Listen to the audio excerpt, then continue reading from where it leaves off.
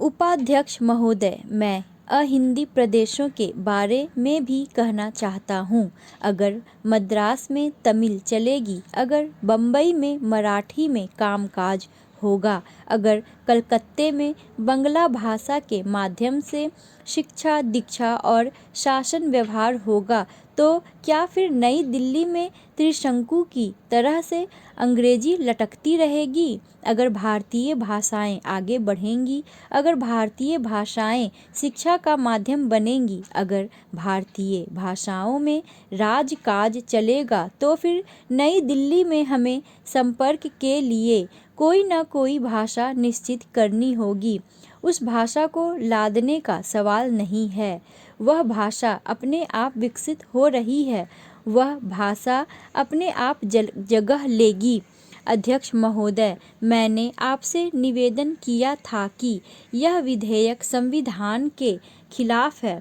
अभी मेरे मित्र श्री मनोहरन कह रहे थे कि हमारा फेडरेशन है, यूनिटरी स्टेट नहीं है।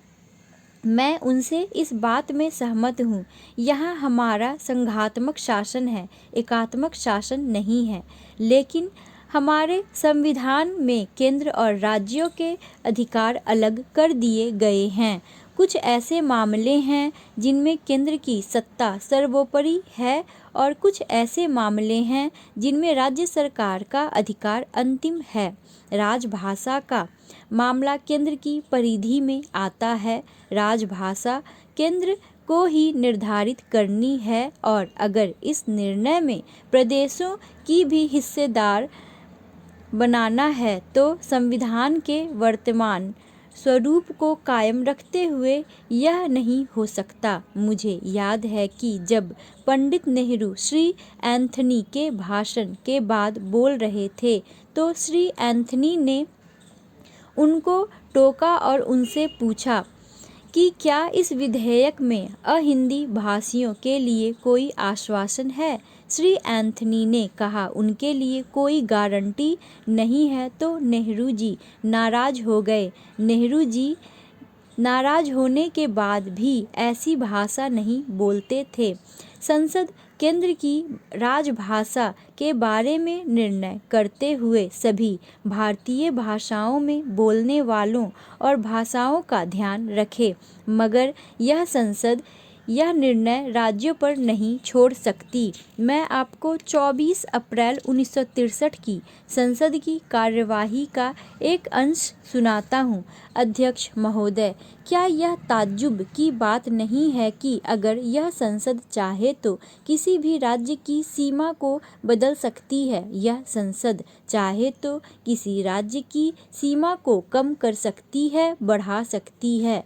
यह संसद चाहे तो किसी राज्य का नाम बदल सकती है। इसके लिए संसद को राज्य की विधानसभा की राय लेना जरूरी है, लेकिन राय मानना जरूरी नहीं है। मगर इस विधेयक में व्यवस्था की जा रही है कि अगर एक राज्य भी कहेगा कि केंद्र में अंग्रेजी चलनी चाहिए, तो फिर केंद्र में अंग्रेजी चलेगी। यह संसद अपने अधिकारों को दूसरों को नहीं सौंप सकती। केंद्र की राजभाषा के मामले में एक राज्य के हाथ में वीटो का अधिकार नहीं दिया जा सकता। मैं एक बात और कहना चाहता हूँ। जहाँ तक लोकसभा और राज्यसभा के अधिकारों का प्रश्न है, इस विधेयक के द्वारा लोकसभा के अधिकारों को कम किया गया है। हम राजभाषा के मामले में कोई भी फैसला करें, हम बहुमत से कर सकते हैं। यह फैसला राज्यसभा में जाएगा पुष्टि के लिए और राज्यसभा अगर चाहे तो उसे स्वीकार कर सकती है, अस्वीकार कर सकती है। उसके बाद संविधान में व्यवस्था की गई है कि दोनों सदनों की मिली-जुली बैठक होगी, जिसमें सिंपल मेजॉरिटी से निर्णय किया जाएगा। मगर इस विधेयक में कहा गया है कि सब राज्यों की विधानसभाओं से पूछो और फिर राज्यसभा से भी प्रस्ताव पास कराओ। मैं नहीं समझता कि सदन इस स्थिति को स्वीकार कर सकता है। यह प्रश्न केवल भाषा का नहीं है, यह केंद्र की शक्ति का और सर्वप्रभुता का प्रश्न है।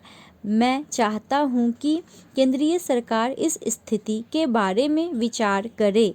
हमारे मद्रास के मित्र चाहे कुछ भी कहें, लेकिन मुझे यह कहने में बिल्कुल संकोच नहीं है कि मैसूर, आंध्र और केरल में हिंदी का विरोध नहीं है। अभी हाल में ही श्री निर्जलगप्पा ने एक भाषण देते हुए कहा कि उनके यहाँ हिंदी पढ़ाई जा रही है। केवल मद्रास ही ऐसा प्रदेश है जिसने भाषा के बारे में सार्वदेशिक निर्णय को स्वीकार नहीं किया है। हमारे तमिलनाडु के मित्र कहते हैं कि वे हिंदी का प्रचार स्वेच्छा से करेंगे। मैं उनकी बात से सहमत हूँ। जब कोई चीज़ लादी जाती है तो उसका विरोध होता है, लेकिन संविधान सभा का निर्णय लादना नहीं है। संविधान का पालन करना लादना नहीं है।